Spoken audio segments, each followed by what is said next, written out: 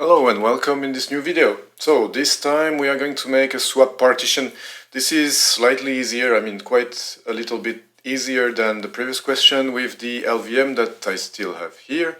This one I didn't prepare because it's like easier, and this one you basically you can't do so many wrong stuff. So the idea is that you need to create a 400 megabyte swap partition. You already have one normally from the previous question. Do those questions in order and read them beforehand so you know exactly what space you need. For instance, here you see I made, and that if you didn't check the previous video, which I recommend you to do before you come here, like the number 15 before you do number 16, and you should also do like this during the exam. Make sure you have a little partition here, which is called SDA1. You can see its part on the disk. This is a disk that I made in Vagrant. It's provisioned there, and you could see it in VirtualBox if you want to open it and check the disk, but we don't need to do that. So now we are going to make another partition. So let's say make a new partition with...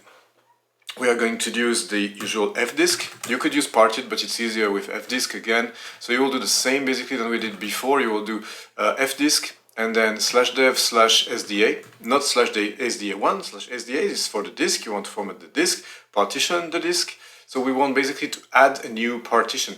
So we will first start like this, and then again, same as in the previous video, if you forgot how to do something, you type M and enter, and then you have a list of things you can do in fdisk. So it's pretty straightforward. Now what we want to do is add a new partition. So we type N for new, add a new partition. So N, it's a primary, so we'll use the P, and the default is 2 because we already have one partition, so it could be 2 or 1, so it could be 2 or 3 or 4, so we'll just pick the default 2, so you don't need to type anything, you just press enter, and you start where they tell you to start, so you also use the default, and in this case you will also use plus 400, let's say, okay, let's make it 400 and, okay, they say, actually they really say 400 megabyte, let's make it 400, okay, we just make it 400 M, remember this is, in this case, this should be put together, no space, nothing. I think it might not work with space, so it should be like this, literally. So be careful with how you make it. And then it's created. Now it's of type Linux. Is that good? No. So you need to change the type. If you forgot how to change type M, you will see you can change the type. It's written, change the partition type T. T for type. That's pretty straightforward.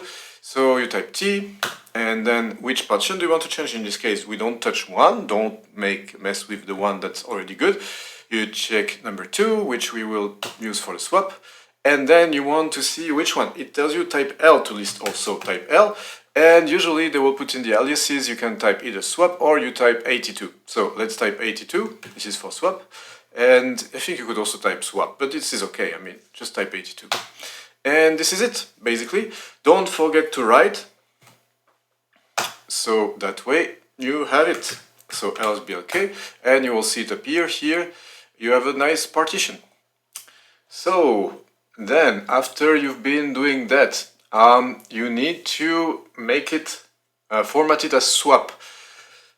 Formatting as swap has its own syntax, has its own command. It's not like the others where you take makefs dot something or makefs space and then the kind of format you want. In this case, you need to put it together. It's mkswap. You need to learn this one by heart. So mkswap, and then you specify not mkswap. That's funny though. So dev, and then the name of your new partitions, which is SDA2. So you will do this one. And that's correct, I think, yeah. And then setting up swap space, so if you do lsblk, I think it should already show up as swap, shouldn't it? Not yet.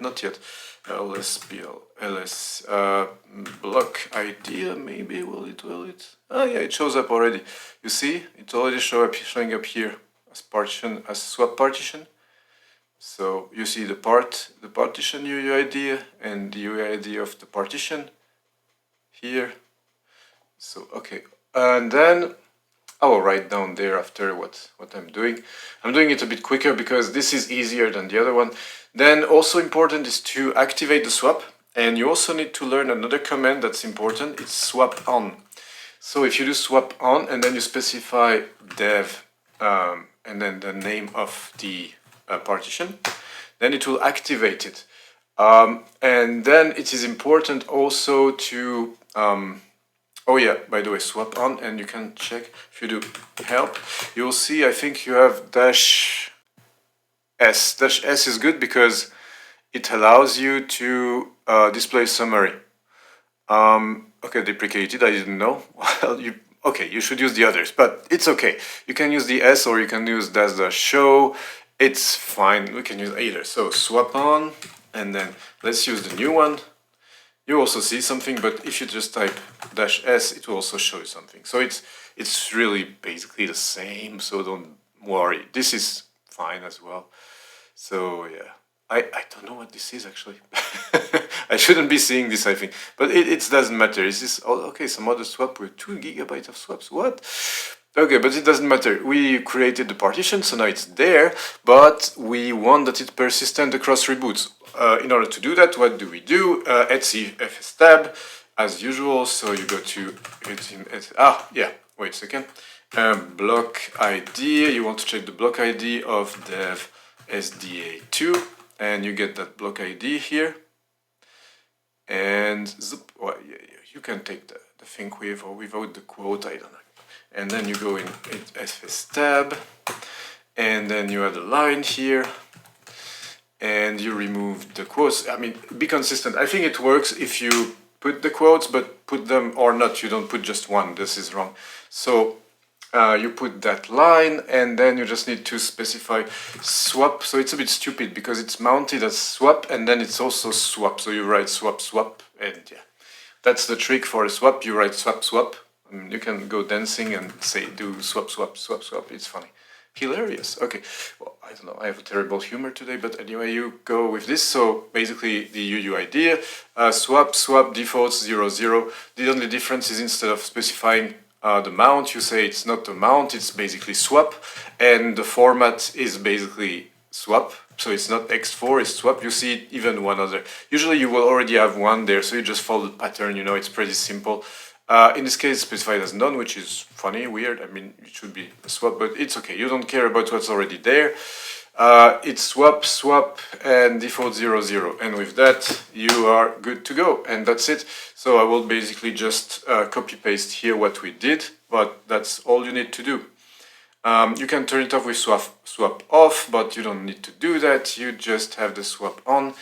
That's it, lsblk. Now do we see it as swap? Yes, it's written swap now. You see, this is nice. So this is the other one, which is the big swap. I don't know why it needs so much swap. It's an enormous amount of swap. And here, why does it take all my drive? It's crazy, actually. I should maybe I should specify something that it doesn't take all the all that. I mean, it's of course it's finished provisioning, so I won't be using it. But maybe I should put something in my Vagrant file that it doesn't take all that data. That's crazy. That's a bit crazy. Okay, but otherwise it's fine and you don't need to do much about it. So that's it for this video. Then see you in the next one. We will need to resize an LVM. So I will need to prepare an LVM to be resized. We could use the first one, but I won't. We will be using a new one. Okay, then see you there in the next video. Thank you for watching.